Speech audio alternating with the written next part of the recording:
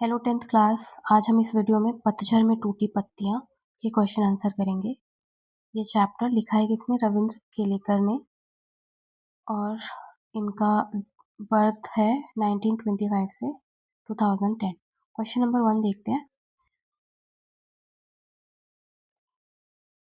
शुद्ध आदर्श की तुलना सोने से और व्यवहारिकता की तुलना तांबे से क्यों की गई है? आदर्श यानी वैल्यू, व्यवहारिकता यानी प्रैक्टिकल होना। तो इनकी तुलना क्यों की गई है ये बताना है। वैल्यू, आदर्श को सोने के समान कहा गया यानी गोल्ड के जैसा, व्यवहारिकता को कहा गया तांबे जैसा। इसका उत्तर होगा, यह स्पष्ट है कि जीवन में आदर्शवादिता का ही अधिक महत्व है। अगर व्यवहारिकता को भी आदर्शों के साथ मिला दिया जाए तो व्यवहारिकता की सार्थकता है। यानी जीवन में किसका सबसे ज्यादा वैल्यू है? आदर्शों का। हम सबसे ज्यादा किसको लेके चलते हैं? आदर्शों को। देखो, जब बच्चा स्कूल जाने लगता है या घर में भी, शुरुआत में हम सबसे पहले उसके अंदर अपने आदर्श यानी अपनी वैल्यूज डालते हैं कि बड़ों का आदर करो, झूठ नहीं बोलना चाहिए, गलत नहीं करना चाहिए। ये सारी वैल्यूज हम बच्चों में डालने लगते हैं। तो आदर्श जो है वो जीवन में ज्यादा महत्व रखता है। लेकिन अगर व्यवहारिकता यानी प्रैक्टिकल को भी आदर्शों के साथ मिला दिया जाए तो व्यवहारिकता की सार्थकता है। मतलब व्यवहारिकता तभी वैल्यूएबल होगा जब उसके साथ हमने आदर्श को भी मिला दिया। समाज के पास जो आदर्श रूपी शाश्वत मूल्य है, हमारे समाज में जो आदर्श रूपी शाश्वत मूल्य, शाश्वत मतलब हमेशा जो रहने वाला मूल्य है, ये मूल्य कभी खत्म नहीं होंगे। जैसे हम अगर अपने दादा परदादा को देखें तो वो भी यही बोलते थे कि झूठ नहीं बोलना चाहिए, बड़ों का आदत करो, आदर करो। फिर हमारे दादा दादी भी यही बोलते थे, मम्मी पापा भी यही सिखाते हैं हमको, और हम भी आने वाली पीढ़ियों को यही सिखाएंगे। तो ये शाश्वत मूल्य है, यानी कि जो कभी खत्म नहीं होते, ये हमेशा वैल्यूज रहने वाले हैं। तो समाज के पास जो ये आदर्श रूपी शाश्वत मूल्य है, वे आदर्शवादी लोगों की ही देन है। व्यवहारवादी ने तो हमेशा लाभ हानि की दृष्टि से ही हर कार्य किया है। देखो, जो प्रैक्टिकल लोग होते हैं वो हमेशा अपना फायदा देख के ही काम करते हैं। ठीक है, कि अगर उनका वो फायदा है तो वो काम करेंगे, हानि है तो काम नहीं करेंगे। जीवन में आदर्श के साथ व्यवहारिकता भी आवश्यक है, क्योंकि व्यवहारिकता के समावेश से आदर्श सुंदर और मजबूत हो जाता है। तो इसका आंसर हो गया। नेक्स्ट क्वेश्चन देखते हैं। चाजिन ने कौन सी क्रियाएं गरिमापूर्ण ढंग से पूरी की? उत्तर होगा, चाजिन ने टी सेरेमनी से जुड़ी सभी क्रियाएं गरिमापूर्ण ढंग से की। यह सेरेमनी एक पर्णकुटी में पूरी हुई। अब देखो, चाजिन चाजिन कौन था? जब ये तीन दोस्त गए थे टी सेरेमनी में, तो चाजिन वो व्यक्ति था जिसने इनका वेलकम किया था और जो इनके लिए चाय बनाता है। ठीक है, तो उसको चाजिन कहा गया है। अब उसने कौन कौन सी क्रियाएं करी है वो आपको एक्सप्लेन करना है। तो सबसे पहले ये सेरेमनी में गए, जो पर्ण कुटी थी, है ना, पर्ण यानी पत्ते की कुटी थी, वो कुटिया थी। चाजिन द्वारा अतिथियों को उठकर स्वागत करना, आराम से अंगीठी सुलगाना सुलगाना, चायदानी रखना, दूसरे कमरे से चाय के बर्तन लाना, उन्हें तौलिए से पोंछना और चाय के बर्तनों में डालने आदि की सभी क्रियाएं गरिमापूर्ण ढंग से, अर्थात बड़े ही आराम से, अच्छे से और सहज ढंग से की। यानी बहुत सोफिस्टिकेटेड तरीके से जो काम किया, वो सारे आपको स्टेप्स बताने हैं। आपने अगर चैप्टर की एक्सप्लेनेशन देखी है तो स्टेप्स क्लियर है कि पहले वो पर्णकुटी में जाते हैं, फिर वो झुककर उसको उनका वेलकम करता है। ठीक है, फिर वो अंगीठी सुलगाता है, फिर चायदानी रखता है, दूसरे कमरे से चाय के बर्तन लेके आता है, उन्हें तौलिए से साफ करता है, फिर चाय को बर्तन में डालता है। तो इन सब क्रियाओं को बहुत ही गरिमापूर्ण ढंग से की, अर्थात बड़े ही आराम से, अच्छे से, सहज ढंग से। नेक्स्ट क्वेश्चन है, टी सेरेमनी में कितने आदमियों को प्रवेश दिया जाता था और क्यों?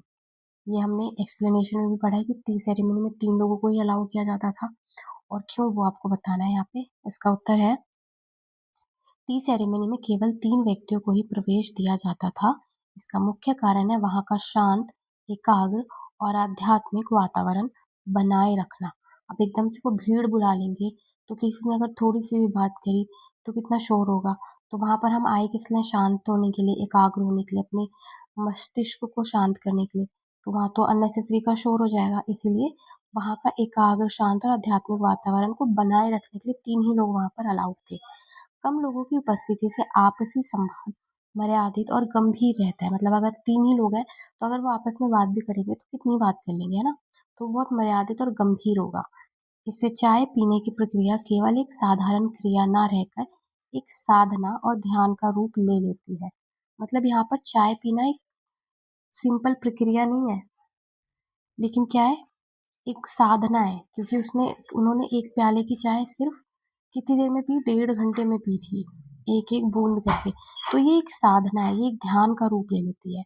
अधिक लोगों के होने से शोर शराबा और अव्यवस्था हो सकती थी, जिससे उस विशेष वातावरण की गरिमा भंग होती। इसीलिए शांति, अनुशासन और एकाग्रता बनाए रखने के लिए केवल 3 ही व्यक्ति को प्रवेश दिया जाता था।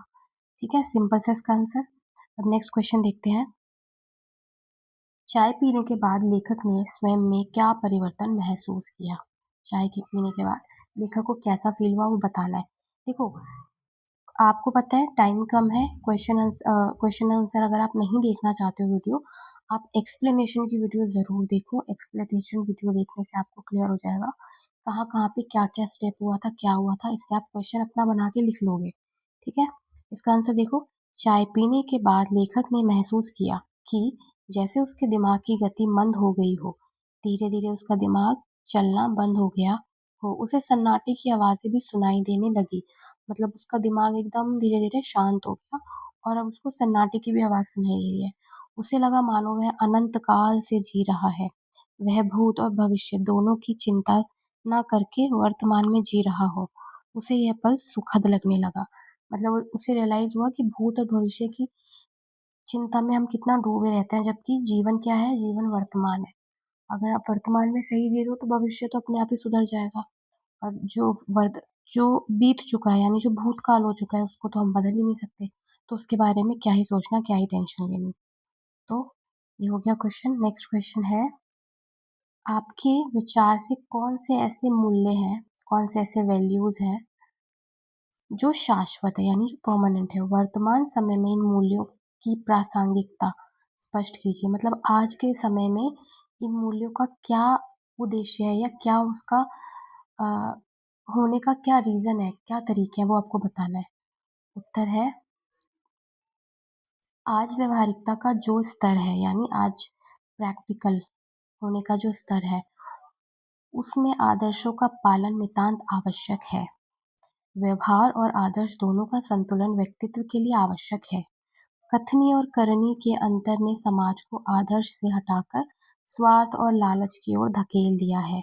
कथनी और करनी मतलब कथनी यानी कहते हम कुछ और है, करते कुछ और है। कहते तो हम हैं कि झूठ नहीं बोलना चाहिए, पर हम बोलते हैं। कहते तो हम हैं कि रिश्वत नहीं देनी चाहिए, पर हम देते भी हैं और लेते भी हैं। तो कहने के लिए तो बहुत सारी चीजें हमने किताब से पढ़ ली, सुन ली, लेकिन उसे अपने व्यवहार में उतारा नहीं। ठीक है, और अपने लालच में, अपने स्वार्थ में हम कुछ भी कर रहे हैं। अब देखो, सत्य, अहिंसा, परोपकार जैसे मूल्य शाश्वत मूल्य है। मतलब ये हमेशा हमारे जीवन में रहने वाले मूल्य हैं। शाश्वत मूल्य वो होते हैं जो पौराणिक समय से चले आ रहे हों, वर्तमान में भी जो महत्वपूर्ण हो तथा भविष्य में भी उपयोगी हो। मतलब शाश्वत हमेशा रहने वाले, जो पौराणिक समय में भी था, वर्तमान में भी, और भविष्य में जब कल हम नहीं होंगे तब भी ये वैल्यूज आगे कैरी फॉरवर्ड होता रहेगा।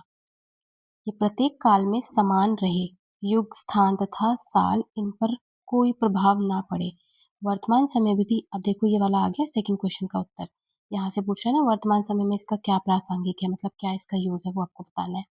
तो यहाँ से शुरू हो गया, वर्तमान समय में भी इन शाश्वत मूल्यों की प्रासंगिकता बनी हुई है। सत्य और अहिंसा के बिना राष्ट्र का कल्याण नहीं हो सकता। शांतिपूर्ण जीवन बिताने के लिए परोपकार, त्याग, एकता, भाईचारा तथा देश प्रेम की भावना का होना अत्यंत आवश्यक है। ये शाश्वत मूल्य युगों युगों तक कायम रहेंगे। ठीक है, तो आज भी उसकी उतनी ही वैल्यू, आज भी सत्य बोलने की उतनी ही वैल्यू है। अहिंसा ना करो आज भी उतना ही इम्पोर्टेंट है ना। और शांतिपूर्ण जीवन बिताने के लिए क्या क्या चाहिए? परोपकार चाहिए, त्याग, एकता, भाईचारा। अगर ये सारी भावना है, देश प्रेम, तो किसी तरीके का कोई जीवन में कलेश ही नहीं होगा। आप शांति से अपना जीवन व्यतीत कर पाएंगे। तो ये जो मूल्य हैं ये युगों युगों तक कायम रहेंगे। ठीक है, नेक्स्ट क्वेश्चन देखो। अपने जीवन के किसी ऐसी घटना का उल्लेख कीजिए जब शुद्ध आदर्शों से आपको हानि लाभ हुआ हो। अब देखो ये बोल रहा है अपने जीवन के किसी एक्सपीरियंस के बेस पे बताना है, तो ये तो आप अपने तरीके से बता सकते हो, फिर भी इसका एक आंसर मैंने बनाया है आपके लिए। देखो क्वेश्चन क्या बोल रहा है, जब शुद्ध शुद्ध आदर्श हो, यानी जब आपने वैल्यूज को पूरा फॉलो किया हो लेकिन उसकी वजह से आपको कोई हानि या लाभ हुआ हो। ठीक है, देखो पाठ गिन्नी का सोना में लेखक ने बताया है कि केवल शुद्ध आदर्शों पर अड़े रहने से कभी कभी व्यक्ति को व्यवहारिक जीवन में कठिनाइयों का सामना करना पड़ता है। यदि कोई व्यक्ति पूरी तरह आदर्शवाद में ही जीता रहे और परिस्थितियों की वास्तविकता को ना समझे तो उसे हानि भी हो सकती है। मतलब अपने आदर्शों को ही पकड़ के नहीं बैठे रहना है। कभी कभी समय जीवन में ऐसी परिस्थितियां भी आती है जब वहां पर जरूरत होती है प्रैक्टिकल होने की। आप सिर्फ अपने आदर्शों को फॉलो नहीं कर सकते हो, तो उस समय अगर आप प्रैक्टिकल नहीं हुए, मतलब अगर आप उस समय व्यवहारवादी नहीं हुए, व्यवहारिक नहीं हुए, तो आपको हानि उठानी पड़ सकती है। इसी प्रकार अब देखो ये अपना एक्सपीरियंस बताएगा। इसी प्रकार मेरे जीवन में भी एक बार मैंने पूरी सच्चाई पर अडिग रहते हुए अपने मित्र की गलती शिक्षक को बता दी। अब देखो, अब सच ये है, अब यहाँ पर इसने अपने आदर्शों को फॉलो किया। आदर्श क्या बोल रहा है, सच्चाई, सच बोलना है। अब इसने अपने सच्चाई को फॉलो करते हुए अपने मित्र की गलती को शिक्षक को बता दिया, टीचर को बता दिया। इससे मुझे नैतिक संतोष तो मिला कि मतलब मैंने अच्छा काम किया है, मैंने सच बोला, परंतु कुछ समय के लिए मित्रता में दूरी आ गई, लेकिन इसका दोस्त जो है उससे दूर हो गया। इससे समझ में आया कि शुद्ध आदर्श कभी कभी संबंधों में कठोरता ला सकते हैं, तो हमेशा आदर्शों पे भी नहीं चलना, कभी कभी प्रैक्टिकल होकर भी सोचना चाहिए। अब देखो अब इसमें सेकंड है, शुद्ध आदर्श में व्यवहारिकता का पुट देने से लाभ।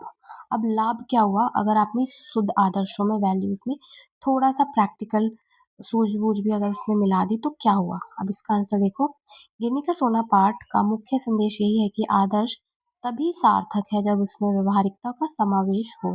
केवल सोने जैसी शुद्धता पर्याप्त नहीं, उसमें थोड़ी मिलावट, अर्थात यहाँ पर सोने में किसको मिलाया था, तांबा को मिलाया था, और हम यहाँ पर वैल्यू में यानी आदर्शों में किसको मिलाते हैं, व्यवहारिकता को। अर्थात व्यवहारिक समझ आवश्यक होती है, तभी वह उपयोगी बनता है। इसी प्रकार अब इसका एक्सपीरियंस यहाँ से शुरू है। इसी प्रकार एक बार मैंने अपने मित्र की छोटी सी गलती को सार्वजनिक करने के बजाय उसे समझाकर सुधारने का अवसर दिया। इससे वह भी सुधर गया और हमारी मित्रता भी बनी रही। अब इस टाइम इसने क्या किया, इसने अपने दोस्त की गलती को किसी को बताया नहीं, बल्कि उसी दोस्त को बताया जिसकी गलती है, उसे सुधरने का एक मौका दिया कि इस गलती को वो आगे सुधार दे। अब इससे हुआ क्या, उसका दोस्त ने जो गलती की थी वो भी सुधार कर लिया उसने, और इनकी दोस्ती भी बनी रही। तो इनको ये फायदा हो गया प्रैक्टिकल होके अगर इसने काम किया तो। ठीक है, तो आपको एक नुकसान और एक फायदा यहाँ पे बताया है। आप इसको अपनी लैंग्वेज में बना के लिख सकते हैं अगर ऐसा कोई क्वेश्चन आता है तो। नेक्स्ट क्वेश्चन देखो,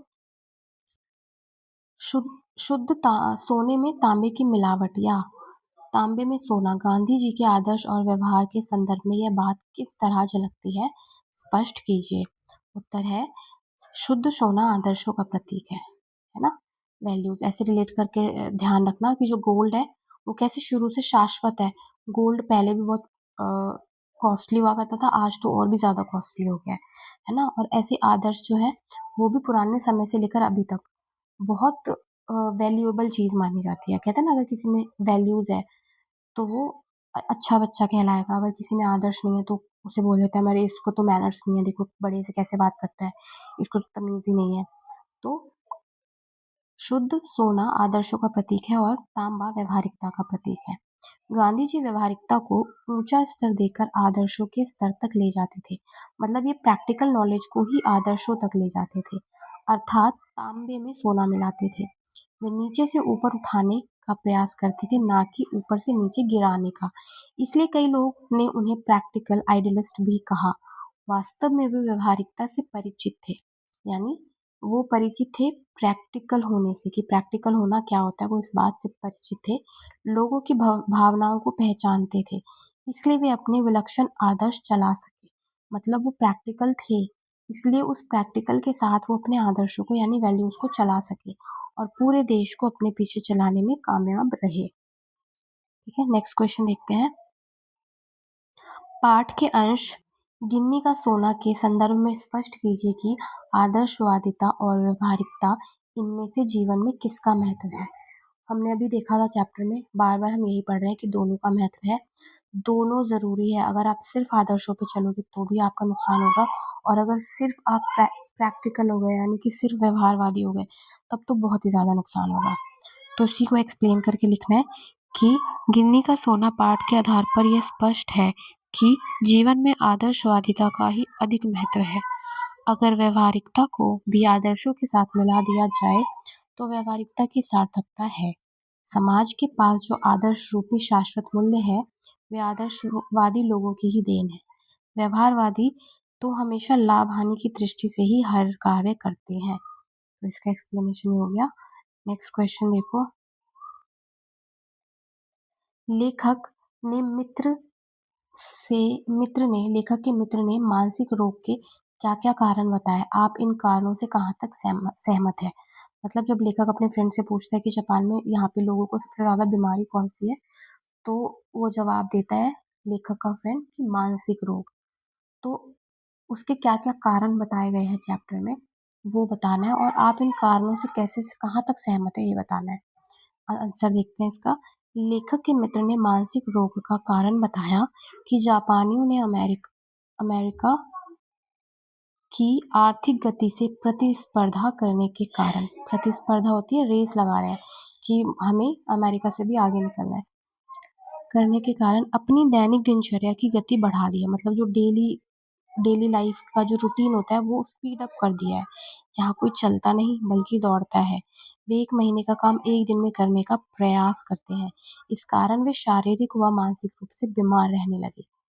लेखक के ये विचार सत्य हैं, क्योंकि शरीर और मन मशीन की तरह कार्य नहीं कर सकते, और यदि उन्हें ऐसा करने के लिए विवश किया गया तो उनकी मानसिक संतुलन बिगड़ जाना स्वाभाविक है। मतलब क्या कर रहे हैं, अपना काम जो हम 1 महीने, अब सीधी सी बात है कोई काम हम 1 महीने में कर रहे हैं तो हम कितने आराम से करेंगे। उस 1 महीने के काम को जब हमें 1 दिन में खत्म करना हो तो वो हमारे ऊपर कितना प्रेशर होगा। हमारा फिजिकल और मेंटल हेल्थ दोनों ही खराब होगा।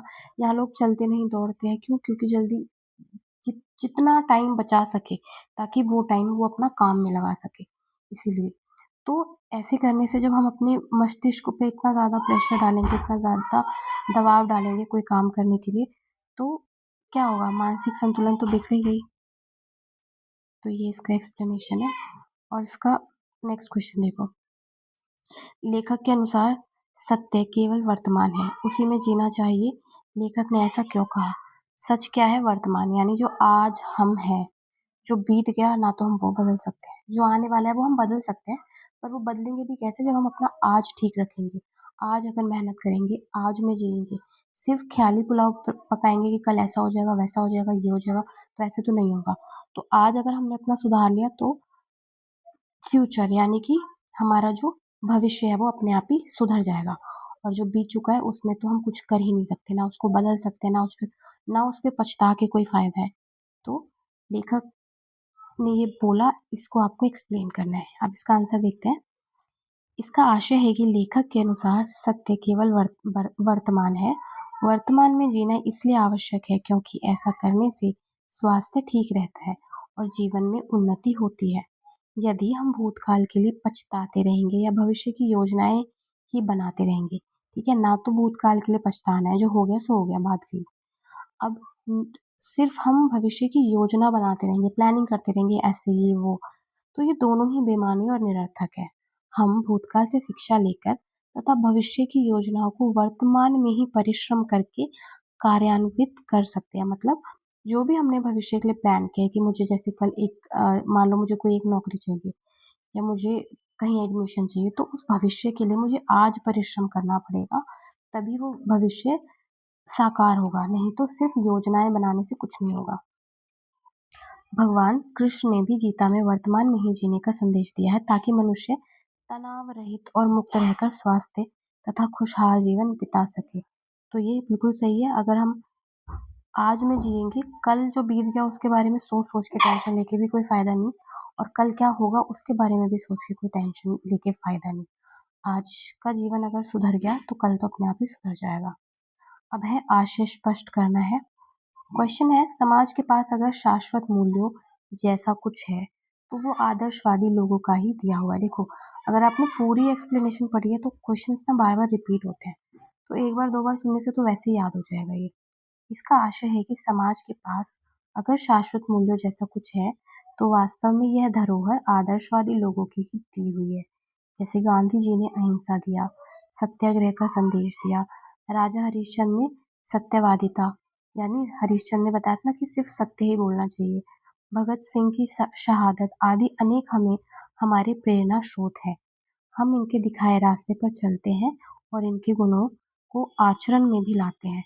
तो ये लोग हैं जिन्होंने हमें आदर्श दिए, वैल्यू सिखाई और हम इनको फॉलो भी करते हैं आज।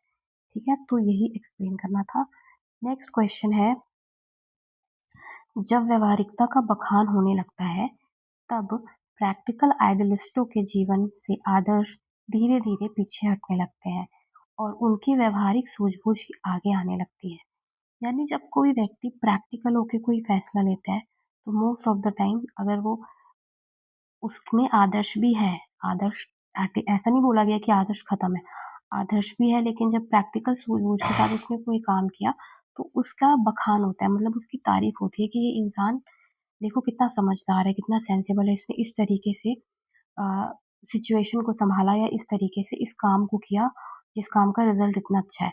अब जब भी ऐसा होता है ना तो बखान किसका होता है, व्यवहारिकता का, जबकि आदर्श कहीं पीछे छूट जाते हैं। मतलब लोग ये नहीं सोचते कि इसके अंदर वैल्यूज है, आदर्श है, तभी ये ऐसा फैसला कर पाया। जबकि लोग क्या बोलते हैं कि देखो ये इतना प्रैक्टिकल होके इसने ये फैसला लिया और इसीलिए ये फैसला ठीक है। तो ये आपको एक्सप्लेन करना है कैसे।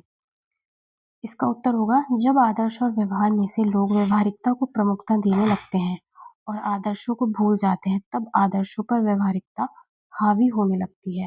प्रैक्टिकल आइडियलिस्ट प्रैक्टिकल आइडियलिस्टिक लोगों के जीवन में स्वार्थ व अपना लाभ हानि की भावना उजागर हो जाती है। प्रैक्टिकल आइडियलिस्ट एक ऐसा व्यक्ति है जिसमें आदर्श एवं व्यवहार का संतुलन होता है। प्रैक्टिकल आइडियलिस्ट मतलब वो प्रैक्टिकल भी है और आइडियलिस्टिक भी है कि उसमें क्योंकि दोनों का यानी आदर्शों का और व्यवहार का दोनों का इक्वल संतुलन है, बैलेंस है। लेकिन यदि आज के समाज को ध्यान में रखें तो इस शब्द में व्यवहारिकता को इतना महत्व दे दिया जाता है कि उसकी आदर्शवादी विचारधारा अदृश्य होकर केवल व्यवहारिकता के रूप में ही दिखाई देने लगती है। आदर्श व्यवहार के उस स्तर पर जाकर अपनी गुणवत्ता खो देता है और धीरे धीरे आदर्श मूल व्यवहार के हाथों समाप्त हो जाता है।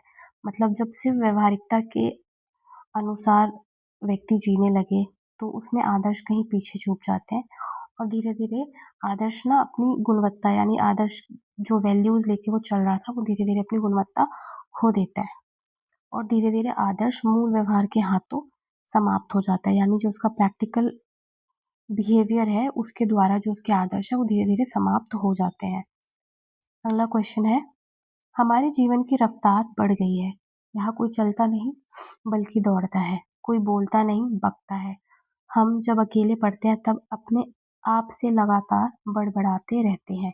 इसको एक्सप्लेन करना है कि जापान के लोगों के जीवन की गति बहुत अधिक बढ़ गई है, इसलिए वहाँ के लोग चलते नहीं बल्कि दौड़ते हैं, बोलते नहीं बल्कि बकते हैं और जब वे अकेले होते हैं तो स्वयं से ही बड़बड़ाने लगते हैं, अर्थात स्वयं से ही बातें करने लगते हैं।